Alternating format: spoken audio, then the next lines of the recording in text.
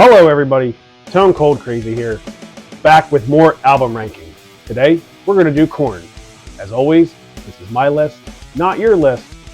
If you have any issues, pun intended, if you have any issues, let's discuss it in the comments, but always be nice. Now, as it goes with all the other album rankings I've done, I listen to everything front to back, the entire discography. So if you have any you want me to rank, put them down in the comments, but it will take me a while if I'm not intimately familiar with their work. But let's get into it. Korn. All right, at number 14, See You on the Other Side. This was the first album that Korn made without Head in the group, and you can absolutely tell. Also, the last album with David Silveria, the drummer. It's not very good. It's all over the place musically. It's a very, very tough listen for me. The only redeeming song on this album is Tearjerker. It's the last track, I believe, and it's just synth and some keys and Jonathan Davis, and it just shows you how great of a vocalist he actually is. Next, at number 13, their Untitled album. Why is it Untitled? Who knows? They did it intentionally, and I believe Jonathan Davis stated, "We'll let fans call it whatever they want," but everybody just calls it the Untitled one.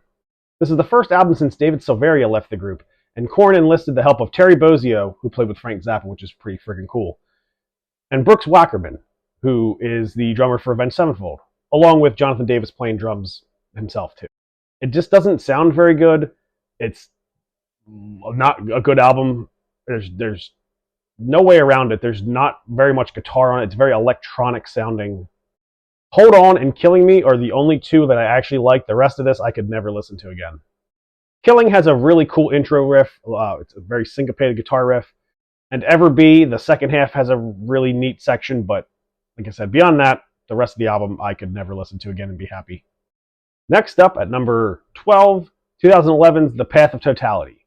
While I feel like a lot of people really hate this album because it's a dubstep album, I don't hate it. I don't love it. It's fine, but surprisingly, I didn't hate it. So take that for what you will. It's very short. It's only 37 minutes. Not the shortest Korn album, but 37 minutes is a very, very short album. I read an interview with Jonathan Davis while doing research for this, and he said he wanted to be a trailblazer and do something different. And while they did, I don't think it entirely worked, but good for them for trying something new. Like I said, I don't hate it, but it's not great either. Next up at number 11, Take a Look in the Mirror from 2003. It's a bit more aggressive. It goes a little bit back to the nu metal roots that they had started with. It's the last album they released with their original lineup before Head and David Silveria left. Y'all Want a Single is probably the most well-known. There's very heavy growls, heavy vocals on there. That's really, really good. But my standout is Break Some Off. It's a killer intro riff. But like I said, Y'all Want a Single is probably the most well-known out of that album. Next up at number 10, Paradigm Shift from 2013. It was the first album Head was on since Look in the Mirror. They're a little bit back to form. There's still an electronic element to it, but there's guitar-based songs as well, which obviously I enjoy. Interestingly, Jonathan Davis went into rehab in the middle of recording this. There's really good heavy vocals. Mass Hysteria and Punishment Time are the standouts for me. Coming in at number 9, the most recent album, Requiem. It's very short. It's only 32 minutes. It's their shortest album to date. Worst on Its Way is the standout for me. It's another great performance by Jonathan Davis. Again, I feel like I'm going to say that on most of these albums. There's parts of that song that remind me of Freak on a Leash. Coming in at number 8, Untouchables. They won a Grammy for Here to Stay. There's some weird programming stuff, electronic stuff going on, which they will venture off into later on in a few albums. Hating is the best song on the album by far. It's a cool ballad type song. The intro riff is really fun to that. I like half of the album and I don't like the other half. So I can listen to half of this album and then never listen to the other half again. 3 standouts for me are Embrace, Hating, and Beat It Upright. Coming in at number 7, 2016's Serenity of Suffering. There's a guest spot on A Different World from Corey Taylor. Again, great riff writing on here. And like always on the majority of these albums, Jonathan Davis is the star. Absolutely wonderful vocal performance. 2 standouts for me are Everything Falls Apart and Black is the Soul. Coming in at number 6 from 2010, Korn 3, Remember Who You Are. They're back to form. This sounds like a Korn album, unlike most of the Untitled album that came out before this. It's the best album since Issues. Holding All These Lies is definitely the standout for me. There's a solo in there that you don't normally hear, which is really fun. Again, I feel like I'm going to be a broken record, but Jonathan Davis is the star of this album. He is the most emotional vocalist I think I've ever heard. It's also a very wild recording process. I believe this was the first album that Ray Luzier was playing drums for them, and the producer would fuck with Ray. He would kick him while he was recording to make him understand the hardships that Korn has gone through as a band. Very, very messed up. Coming in at number 5, 2019's The Requiem. This is the best album since the 90s, hands down. Jonathan Davis lost his wife and his mother before they started recording, so of course he's going to put all that emotion and sadness into this record. Great riff writing. Again, when Korn is on with the riff writing between Monkey and Head, and Jonathan Davis is being so emotive and emotional with his vocals, you cannot top this band. I'm not usually a huge person for lyrics, but on Idiosyncrasies, there's a line where Jonathan Davis says, "God is making fun of me. He's laughing there, I can see." And oh my God, what a friggin' wild line. Ugh. Coming in at number 4, 1996's Life is Peachy. This is where they blew up with MTV and radio play. Absolutely.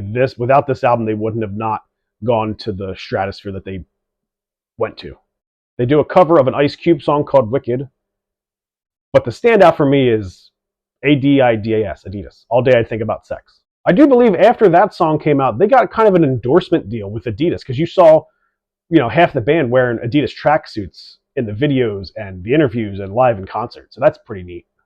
Coming in at number 3, Follow the Leader from 1998. This is a more accessible Korn sound than the previous 2 albums that came out. It's still heavy, it's still hard, it's still emotional, but it's a little bit more friendly to common people.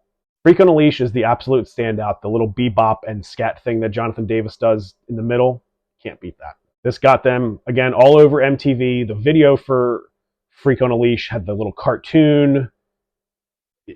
At this point, I think Korn was probably the best band in the world. In 90, 97, 98, 99, you could not top Korn at all. Coming in at number 2, 1994's Selftitled debut release. This is a wild album. Very emotional. It's about drugs, bullying, child abuse. There's very heavy themes on this album lyrically. Of course, it starts off with Blind. Everybody knows that Are You Ready? And everything explodes. Shoots and Ladders. It's a song that is called F Word. I'm not going to say the actual word. But that's about Jonathan Davis being teased when he was in school. People teased him for possibly being gay. And then to turn that into one of your most emotional songs. But there is a track on here called Daddy. It's 12 or 13 minutes. It is uncomfortable. I've only ever listened to that entire track through once. Jonathan Davis breaks down and starts crying in the middle of recording. It is heavy. It is emotional. It's uncomfortable to listen to. And coming in at number 1, 1999's Issues. They had Follow the Leader come out in 1998 and followed it up with this banger a year later. This is a very easy listen. This is the most popular point of Korn's career. Counting and Make Me Bad are the standouts, but Falling Away From Me is my favorite Korn song. This is a bit more simplified and heavy than the couple of albums before it. This is the quintessential sound when you think of the band Korn. This album is that sound. All right, so what did you guys think? Did you agree? Did you disagree? Let me know in the comments. Again, be respectful. We'll talk about it. If you want anything else ranked, let me know. I have other bands' albums ranked. Check out my my playlist for that. As always, like, subscribe, share. Let me know what you think.